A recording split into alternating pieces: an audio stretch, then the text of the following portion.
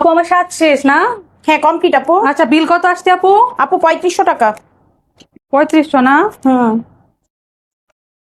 আল্লাহ আপু, হ্যাঁ বলেন। আমার ব্যাগ থেকে তো টাকা নাই। আপনার ব্যাগে থেকে টাকা নাই মানে? টাকা কে নিছে? আমার এখান থেকে কেউ 5000 টাকা ছিল আমার ব্যাগে। আপনার পার্লার মেয়েরা ছাড়া আর কে নিবে? আপু আমার পার্লার থেকে এখন পর্যন্ত কখনো এরকম হয়নি। কেন কখন এরকম? মানে 5000 টাকা ছিল আমার ব্যাগে, আমি বিল দিব কিভাবে আজব? আপু আমাদের এখান থেকে কখনো এরকম হয়নি, আপনি ভালো করে ব্যাগ চেক ভালো করেন। করে দেখবো মানে আপু, এখন তো আমার কাছে টাকা নাই। আল্লাহ, ওই যে ব্যাগও ছিঁড়ে গেছে। পড়ে আপু গেছে? এখন তো টাকা চুরি হয়ে গেছে, কি করবো? কিসে চুরি হয়ে গেছে? আমি সিসি ক্যামেরা আছে না, সিসি ক্যামেরা চেক করো তো। কই সিসি ক্যামেরা? ওই যে সিসি ক্যামেরা চেক করো, যাও যাও তাড়াতাড়ি। দাঁড়ান আপু, একটু মেয়েরা নিচে কিনা দেখি। চেক করে দেখি। ও আল্লাহ আপু, এই যে কোনার মধ্যে পড়া টাকা। এই তো যে। ভালোভাবে না দেখে আপনি আমার মেয়ের নামে বদনাম করেন কোন হিসাবে? আমি জানি না আপু, ধরেন টাকা রাখেন। দেন, টাকা দেন। আর বাকি টাকা ফেরত দেন। এরকমই করে। সিসি ক্যামেরা পার্লারের ভিতরে লাগানো লাগে? তো সিসি ক্যামেরা না লাগানো থাকলে আপনাদের চুরনির মতো উল্টা চুর ধরা যায়? পার্লারের মধ্যে সিসি ক্যামেরা লেগে গেছে, আপনাদের মামলা করা দরকার। মামলা